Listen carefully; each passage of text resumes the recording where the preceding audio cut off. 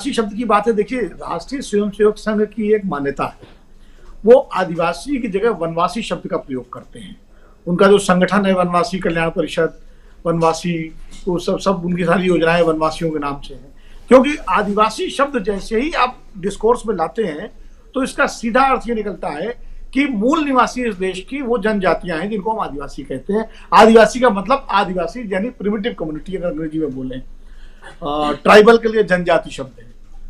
लेकिन संघ की मान्यता है कि यहाँ के मूल निवासी तो आर्य हैं, और आर्य अगर मूल निवासी हैं तो ये आदिवासी कैसे जो है आदि हो गए, तो वनवासी हैं। तो इसलिए वो इन्हें वनवासी कहना ज्यादा पसंद करते हैं।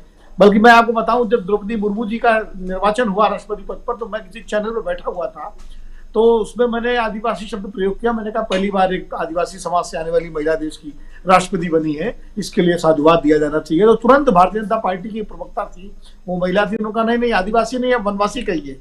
तो मैंने कहा वो आप कहिए, मैं तो आदिवासी कहूंगा, जो मेरी अपनी मान्यता अलग है, आपकी अलग है। तो वहां तक टोक दिया था उन्होंने। वो मोदी जी को कैसे टोकेंगी, अगर वो प्रवक्ता, महिला प्रवक्ता जो मेरे साथ थी उस समय, कि जब मोदी जी एक बार बार आदिवासी शब्द का प्रयोग कर रहे हैं। और राहुल गांधी ने इसीलिए उनकी यात्रा में महाराष्ट्र में जब वो संबोधित कर रहे थे बिरसा मुंडा की जयंती पर आदिवासी समुदाय को, तो भी उन्होंने इस बात को रेखांकित किया, इस शब्द को के दोनों के अंतर को रेखांकित किया। उन्होंने कहा कि आदिवासी का मतलब है कि आप यहाँ के हो, आपकी जमीन आपकी है, ये जंगल आपके हैं, ये सब आपका है, सबसे पहले आपका है। और वनवासी का मतलब ये है कि आप खाली जंगल में रहने वाले लोग हो। ये उन्होंने इस शब्द के अंतर को समझाया, और लगातार अपनी सभाओं में इस शब्द पर वो जोर देते रहे। और उस दिन सूरत में भी उन्होंने, सूरत की रैली में भी और राजकोट की रैली में भी ये शब्द पर जोर दिया।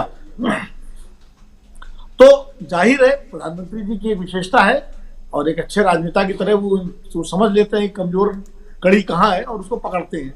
उनको लग गया कि वाकई बात सही है, आदिवासी एक भावनात्मक मुद्दा है, और आदिवासी अपने को आदिवासी ही मानते हैं। वो जब वनवासी, आप कहने से वनवासी नहीं वो मानते हैं, वो आदिवासी मानते हैं। तो इसलिए उन्होंने आदिवासियों के बीच में बार बार आदिवासी शब्द का प्रयोग किया। उन्होंने संघ की उस मान्यता को छोड़ करके आदिवासी शब्द का प्रयोग किया।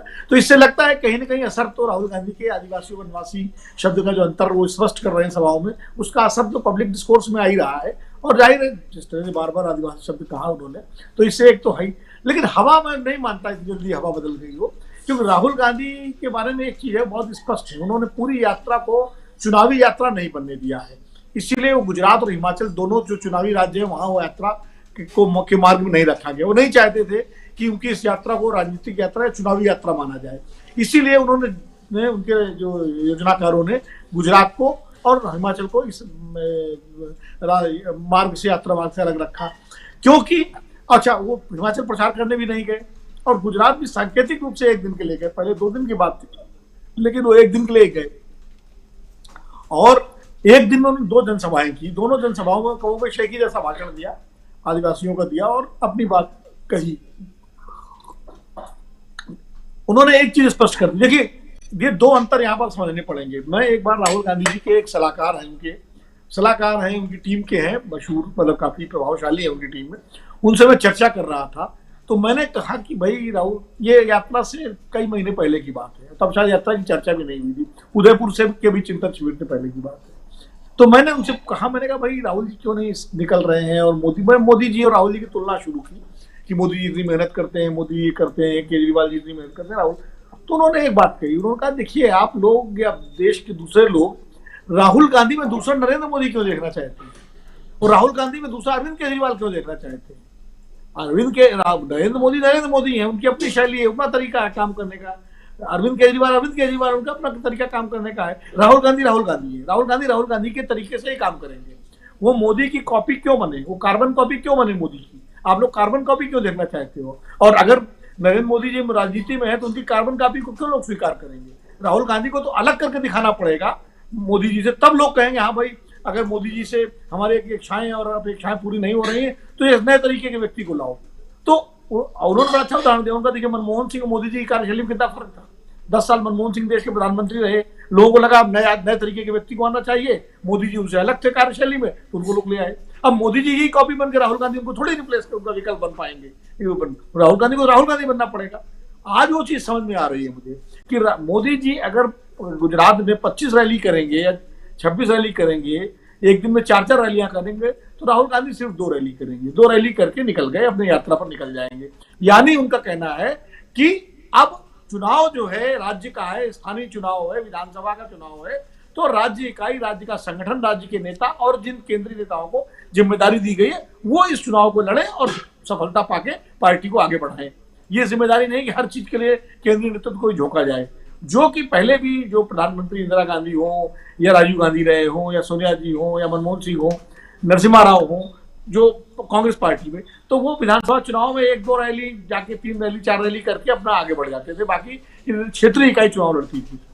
बीजेपी ने थोड़ा सा इसको बढ़ाया, उन्होंने केंद्रीय नेतृत्व की भूमिका ज्यादा सुनिश्चित की।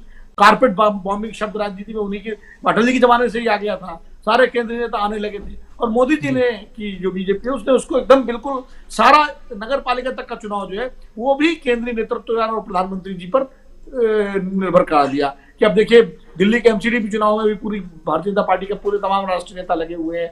मोदी जी की हो सकता है कुछ मीटिंगें लगाई जाए, संभव पता नहीं, मुझे नहीं पता, लेकिन लगाई जा सकती हैं, या अमित शाह जी की हो। गुजरात में तो बिल्कुल पूरी तरह से लगे हुए हैं हर विधानसभा चुनाव में। राहुल गांधी इससे अलग हट करके अपनी राजनीति करना चाहते हैं। हिमाचल वो गए नहीं, उन्होंने पूरा चुनाव प्रियंका जी और हिमाचल की टीम पे छोड़ दिया क्योंकि हिमाचल के लोग जाने। तो एक तरह से वो राहुल गांधी नए तरीके की राजनीति करना चाहते हैं और इसीलिए वो उन्होंने गुजरात, चाहे कोई कुछ भी कहे कि गुजरात में चुनाव नहीं आए, प्रचार करने नहीं गए, ये नहीं गए, वो उन्होंने गुजरात चुनाव को मोदी बनाम राहुल नहीं बनने दिया, वो उस चुनाव को भाजपा बनाम कांग्रेस ही बनाम बनने देना चाहते हैं अपनी तरफ से।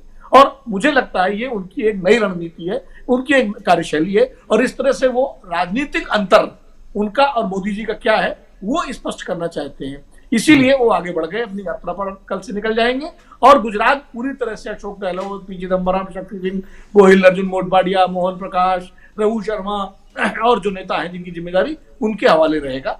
तो ये एक तरह से राजनीति में वो जो लोकतंत्र में संसदीय राजनीति का मतलब है उसको स्थापित करना चाहते हैं, क्योंकि जो पिछले कुछ वर्षों से जो प्रेसिडेंशियल फॉर्म ऑफ गवर्नमेंट बनता जा रहा है, पार्लियामेंट्री फॉर्म ऑफ गवर्नमेंट, उसको राहुल गांधी फिर से पार्लियामेंट्री फॉर्म ऑफ गवर्नमेंट के रूप में लाना चाहते हैं। ये उनकी एक रणनीति, एक सोची समझी सैद्धांतिक राजनीति है।